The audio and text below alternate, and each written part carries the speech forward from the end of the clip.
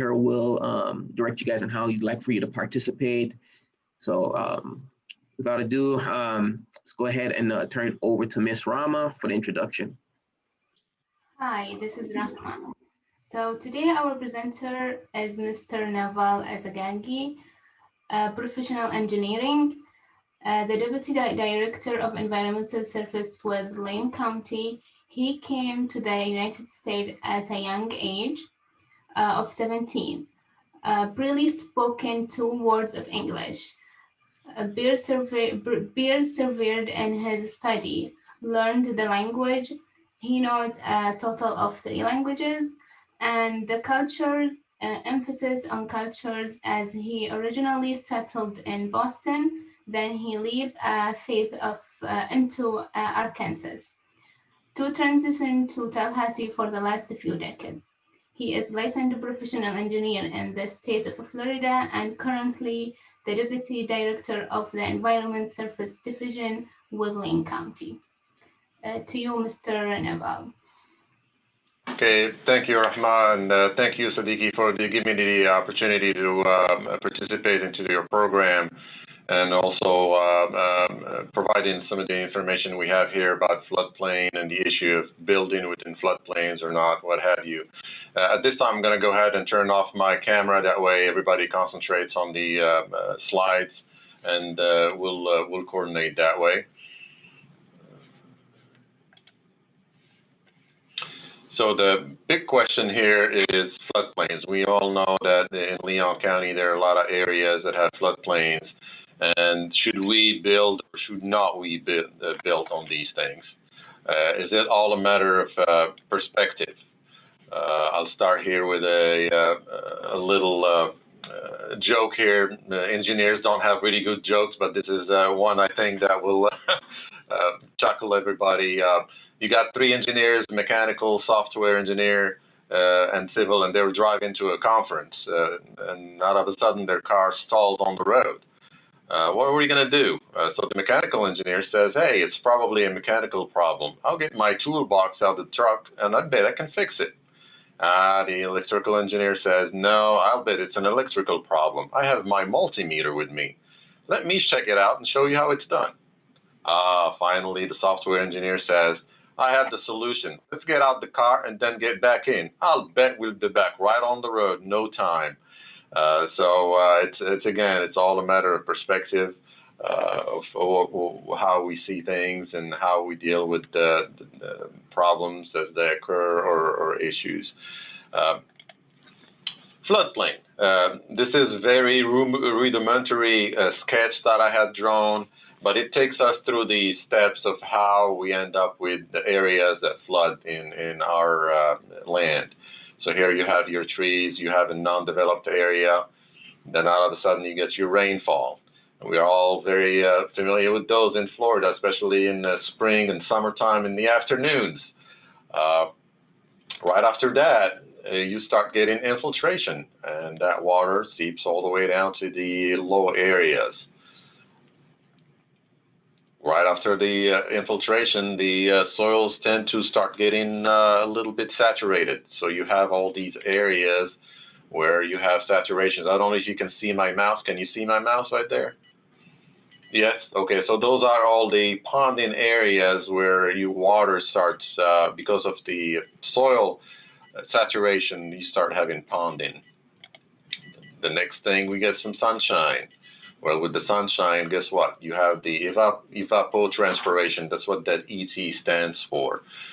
You have your trees that take up a good amount of that soil water. They use that, and then you have some of it that actually evaporates through that system. And then once all those are out of the way, you have the remaining runoff that ends up in the low areas of the terrain or the land that we have. And essentially that blue line or the blue area is the ponding water that causes flooding. Now, we jump fast forward from a wooded area to a developed land. You see here my attempt at art as an engineer. I've been told to stay with engineering, don't go into art. you have your rooftops, your commercial sites. You have on this side your residential homes and things of that nature. Same thing. You have your rainfall. You get that, and then you have your infiltration. And you'll notice here, unlike the times where we had wooded areas, there is a lot less area available for that water to seep or infiltrate through the ground. And guess what happens? You have a lot more ponding, and then you have a lot more runoff.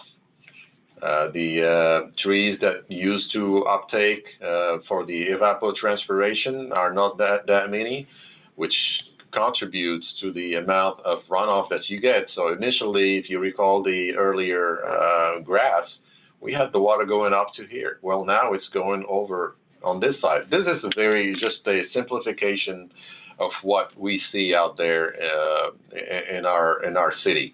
And for example, here, this is Meridian Road. If you guys have been driving in Tallahassee, the tropical storm Faye, literally the entire road was flooded because the rainfall that we have, the lack of infiltration, and among other things, caused that to happen right there.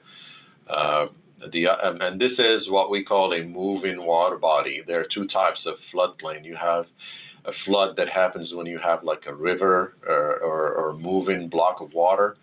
And then on the other side, you have areas where water just keeps on rising. Think of it as a bathtub or a bowl where the water just goes up and up and up.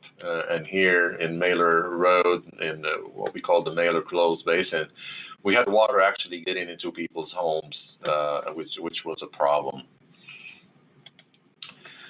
We'll direct our attention here to just one of the basins in Leon County so we can have a focus.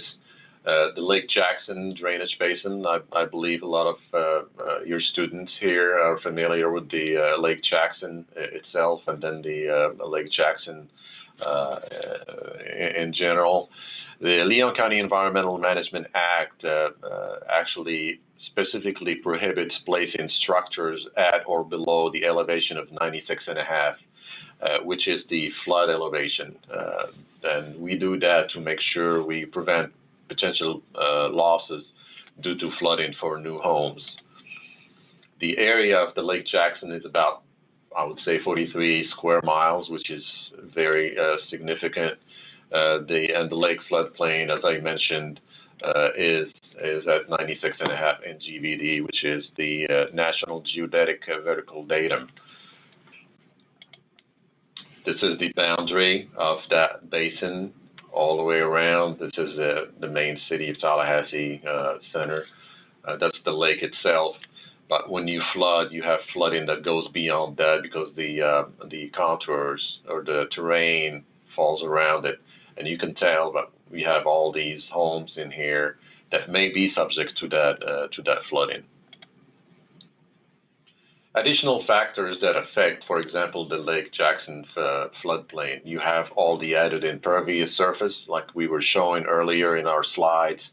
You go from wooded land with trees and landscaping and pervious surface to concrete pavement, parkings, rooftops, driving road aisles or roads. All that impervious makes that floodplain go up. On the other side, you have a karst feature or a sinkhole, and that kind of helps a little bit. It's not a reliable source of I call it a spare tire. When that sinkhole opens up, then you have a whole body where you can store that extra volume and reduce that floodplain. In our next slide, I'll go back to showing, this is in 1954. This is the northeast area that drains to that basin. You can see North Meridian Road. Everything is about landscaped, agricultural land, green land. And then you go from that and fast forward 25 years, 55 years to 2009, and you can see the same area now with all the rooftops, all the new stormwater ponds that were built to handle some of the stormwater, and all the new roads, the impervious surface that essentially contributes to that floodplain rising to the elevation that we have now at 96.5. The next slide here, back again to 1954. And this is along the southern area of that basin here. This is the, I would call the center of the city, Tallahassee. You can see the old town, and then most of it again is all landscape, agricultural land. Then you fast forward 50-something years to 2009, and then you have all the rooftops, all the commercial sites, the new roadways that contribute to that floodplain. Obviously, if you've been here long enough, you would have run into that cycle in Lake Jackson. The older one, I was not here, 1982, but I assisted at the 2012 time when the sink opened up in Lake Jackson, and literally it sucked in all the water. I've seen people going around and picking fish left and right because all that water went in. And this is what that sinkhole is. Essentially, you drain all that lake down, and it goes down to the aquifer. And that helps because now you have all that drained lake available for the extra storage of water whenever you have that storm event. Now, to protect against the environment, the floodplain, and ensure that future development can still happen while taking into account the potential for making the floodplain a problem for those homes, the policymakers enacted a series of ordinances. And here I have a few examples that are very crucial to that process or to those development limitations, or I will call them specifications when you're going through a development. So the first one here talks about the volume control in closed basins. And what volume control is, you're required as a property owner when you're coming in for a large development to account for all the excess runoff that your development is creating. You cannot just benefit from being able to develop your land and yet pass on the buck, I call it, to all the folks that live in the low-lying area and to experience worse flooding or maybe experience flooding for the first time. So with the volume control requirement, you are essentially holding that additional runoff within your site. That's why if you drive around town, you'll see stormwater management facilities that go with all these large developments, Walmarts, like the one on North Monroe Street. If you look at the post office along the north side of North Monroe, which is in the Lake Jackson Basin, you'll see that they have a humongous stormwater management facility or pond. The other as important regulation that we've adopted was the restricting the option for placement of fill. Think of it as this: if you have a bathtub, you fill it with water, and then all of a sudden you add inside that bathtub a couple of bags of sand. Well, that bathtub is going to overtop. You're going to have water all over the place.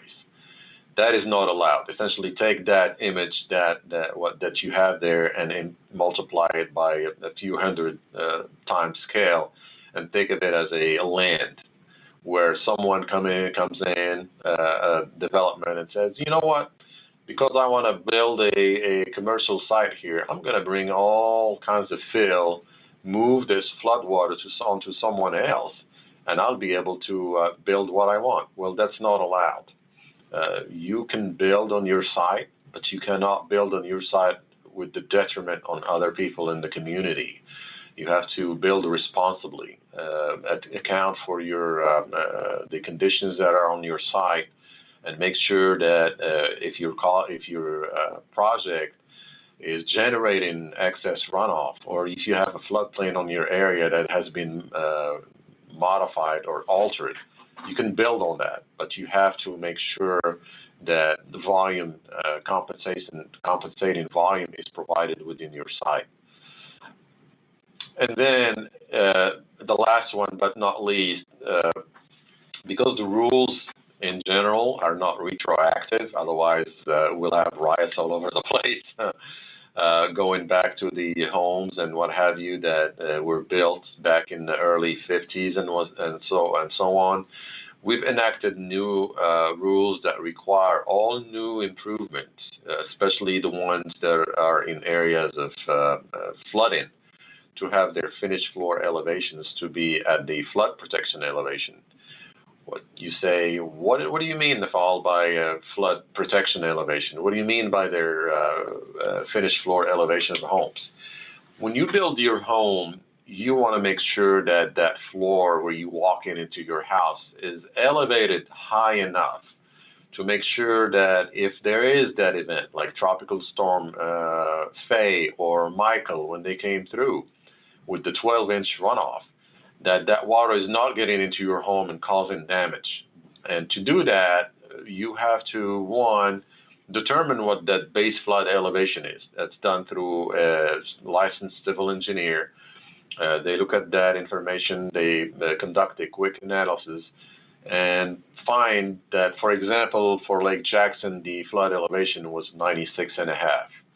Well, your finished floor or your floor elevation, the lowest floor elevation within your home cannot be 3 feet below that. So you take 96.5, you add 3 feet, and now your finished floor is at 99.5.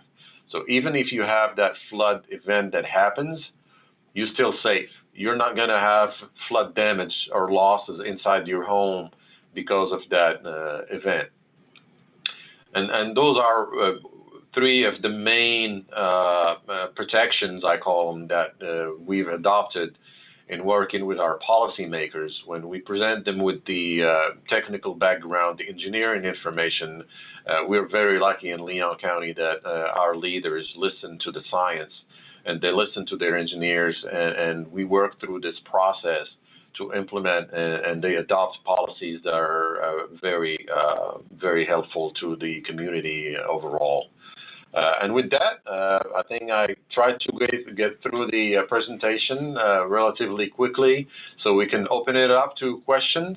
And I'll let Siddiqui either read some of the, or Rahma read some of the comments if they have, if students have, and go from there.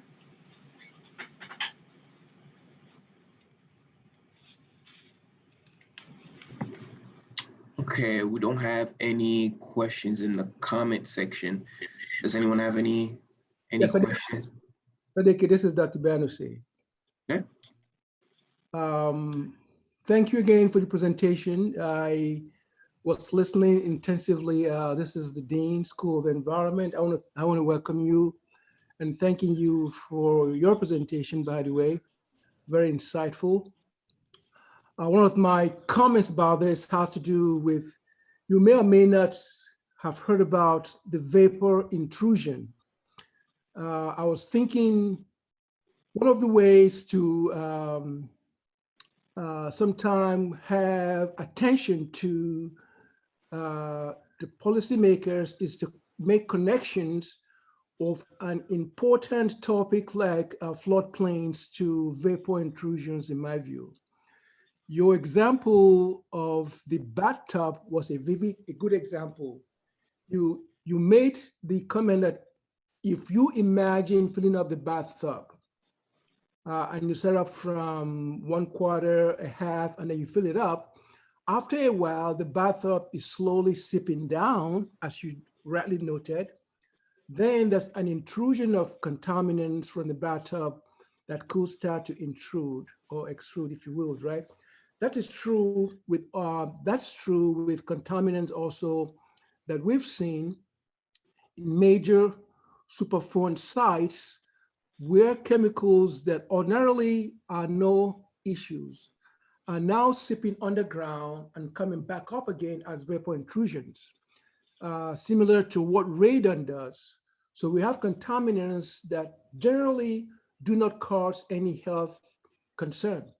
but they're now emerging due to the floodplain situations in many Superfund sites as vapor intrusions, and the EPA is looking for policies to mitigate those issues. One, because of the increased temperatures that we've seen over the years, these vapor intrusions are becoming much more virulent, if you would, using that term carefully. They're becoming more, much more aggressive in homes. So now, if you're buying a home anywhere in the country, based on what we've done in the past, you also have to look at not just radon, but what are the impacts of these vapor intrusions. So that was a comment I just made. It's loaded. But my point here is this, is that making connections to build and how to build, floodplains and how to build, and connecting those questions to what that might mean to homeowners when they have to confront or deal with new contaminants that may impact health, may be a way to raise more awareness, you would think. Your views, your thoughts. Yeah, you're absolutely correct. In fact, that becomes even more critical when you have people that are not on central water or sewer, where they are relying on the city treated water for that.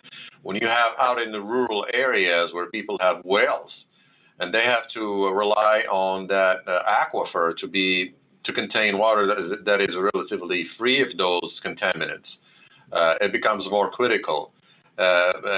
We have in Leon County adopted, in addition to the flood restrictions or flood controls, rules that cover areas that have petroleum-related either services or product, where in addition to those regular stormwater management facilities or ponds for providing the regular treatment for removing regular pollutants like your nitrogen, phosphate, and all that, we require advanced treatment systems. And those advanced treatment systems job or main goal is to remove the petroleum-based products from going onto the facility and ultimately going into the ponds and then the aquifer. You're absolutely correct. I've seen it. I understand your statement about how that definitely affects people's livelihood when you have your single-family homes relying on the aquifer and others to get their drinking water.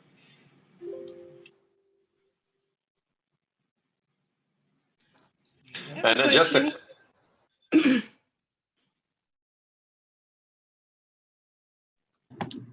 Oh, okay.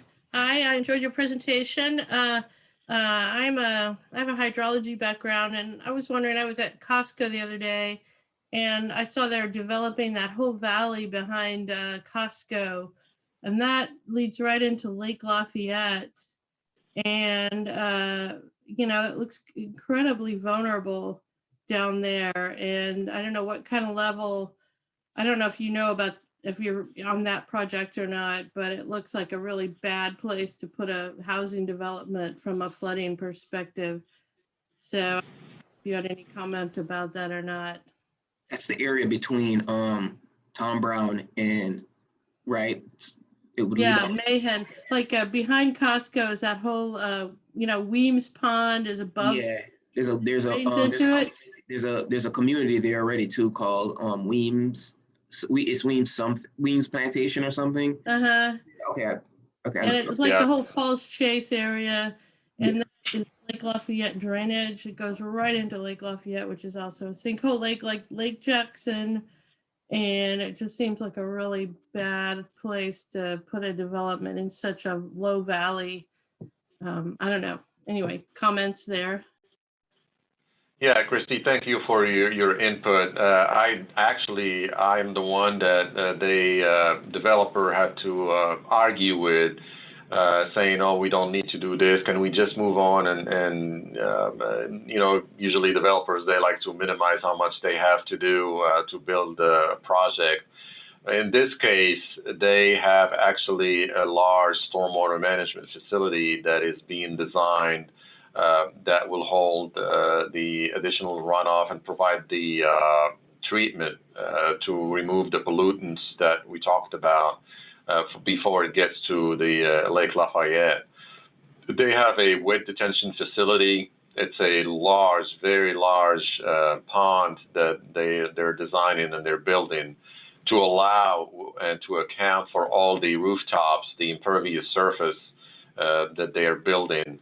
I would say that this particular development or developer are very responsive. I've seen others, and these guys are very conscious about what they're doing. In fact, they're dedicating large swaths within their area for landscaping and natural area, which is very unusual, I can tell you that. When someone comes in, they want to maximize how many homes they have in there. They want to maximize how many stores they can open. These guys did not come up with that mindset, so that was very encouraging. The other thing with the Lake Lafayette is, yes, there is a sink at the bottom, and it almost acts the same way as Lake Jackson. It helps with the lake filling up, and every so often the sink is opened up and it goes down to the aquifer and what have you. So we have to be very conscious about that, not only during the permitting process, but also during construction. The one other thing I would like to bring to your attention is, a lot of times we have to be very careful about opposing developments that are actually going in areas of infill, because ultimately what you're doing is promoting urban sprawl. So instead of putting the development areas where you have all the infrastructure to support it, your sewer treatment, your water, your transportation available to the population, now you're moving that development outside of the urban areas, because it's going to happen. It's either going to happen inside, or they're going to find a way to put it outside. And going outside actually taxes our environment more. It taxes us more, both monies and environmental impacts. And putting development inside the urban service area or inside the areas that are slate for development, I believe is where it should go. Let me make one more comment. I wanted our students to kind of pay attention to these comments. These seminars are presented.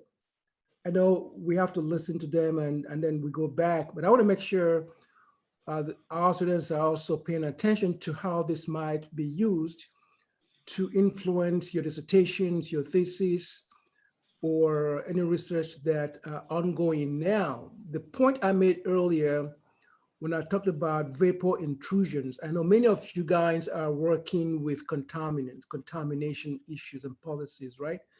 So there are some specific chemicals in a broad sense, you know them, the volatile organic compound. I've worked with some specific ones like trichloroethylene, trans 1,2-dichloroethylene, some of the vinyl chloride. These are contaminants that you are familiar with, in addition to the sewage that our speaker just alluded to. But these contaminants of interest, because our laboratory, our School of Environment have the instrumentations to really look into these vapor intrusions as a consequence of whether to build or not to build. We must build. That's no question about that. We got to build, and we have to build wisely. And so there are opportunities. I recall it was two speakers who spoke about the job opportunity that has to do with creating an elevated landscaping to have more, to accommodate a burgeoning population. We got to grow. So my push to students is this: to use this presentation and the previous one we heard on the job opportunities here in Florida, by the way, are tangible things to look into. and connecting those questions to your research and making connection to actual field work with our speaker is very crucial. So I'm looking forward to seeing our student that will emerge, maybe not right now, as you think about all of these questions that are being presented now, and say, you know what, I can make connections with my ongoing research to look into these chemicals. And in our laboratory, as you know, we have our triple quad GC-MS and MATS that we can look into all of the volatiles of interest, all VOCs, we can look at that. We can measure nitrate and phosphates. We can measure toxic metals using our inductively coupled plasma.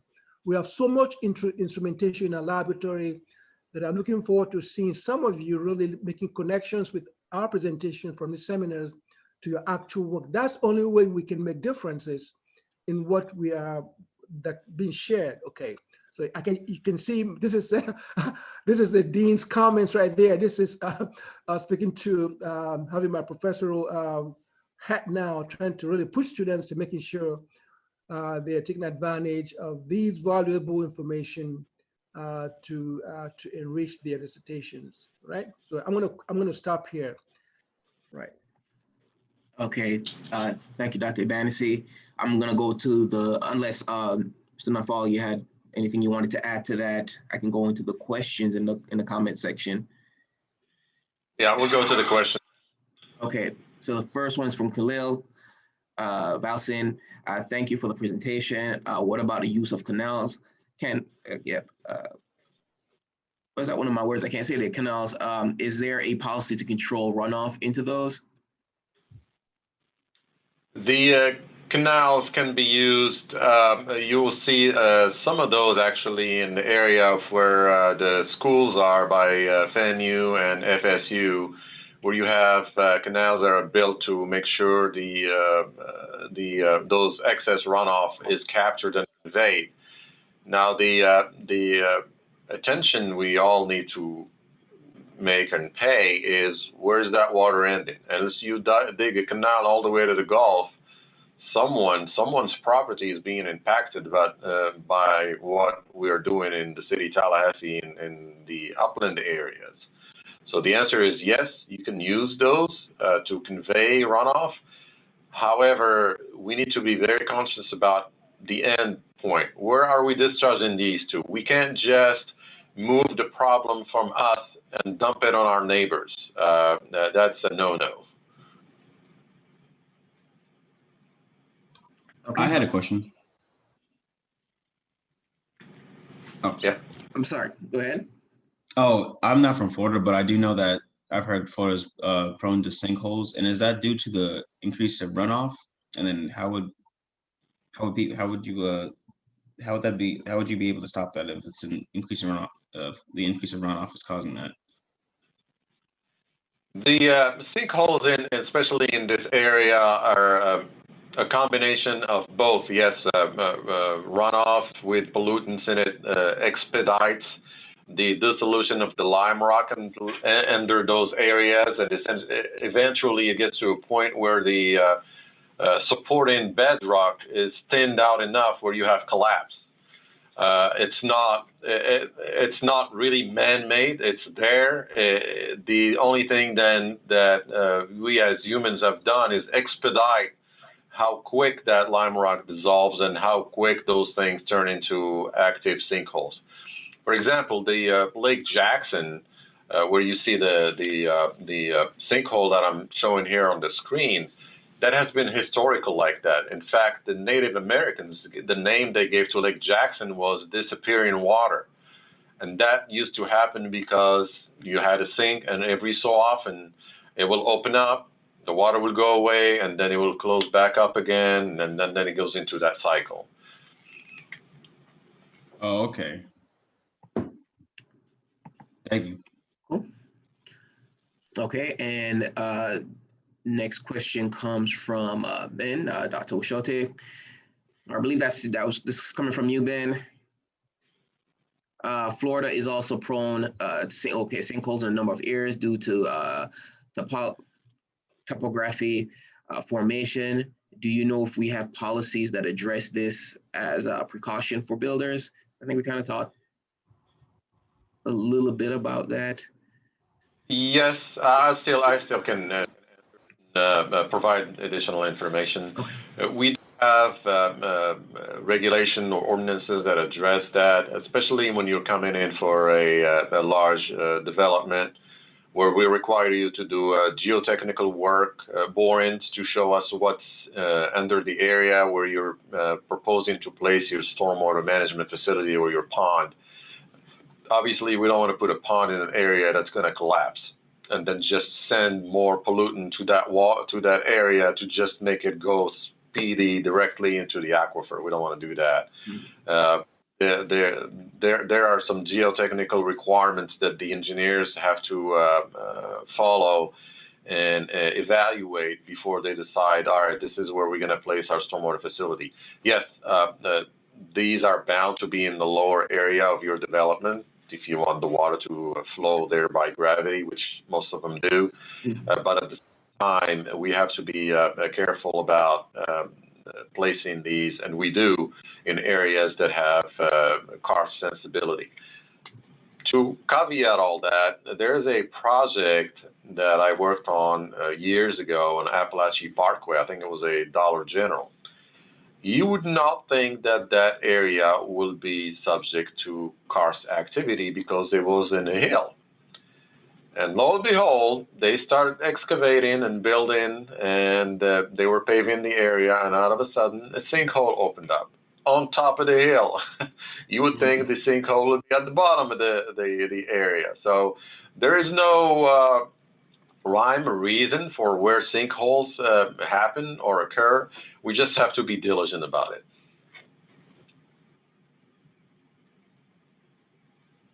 Okay, and thank you for that. And then final question from Stacy Tinner.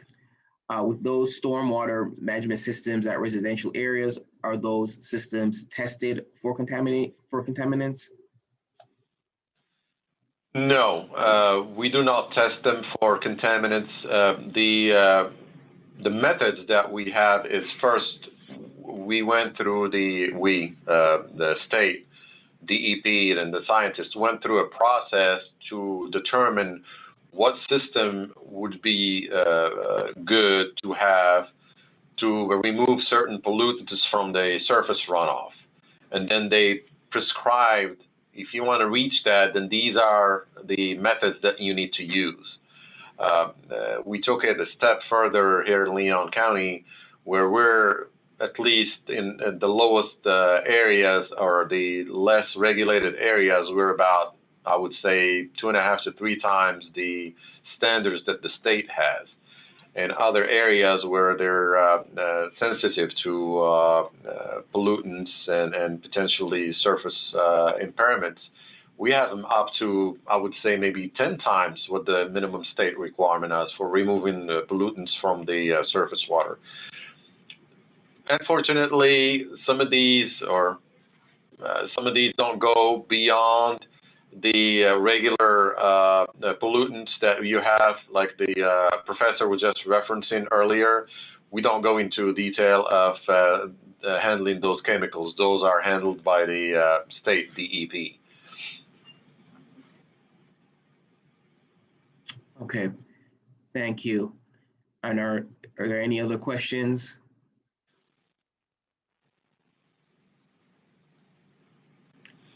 No, well, Mr. Nawfall, thank you so much for presenting today. Really appreciate it. I'll be in touch with you shortly just to get some feedback and just thank you again.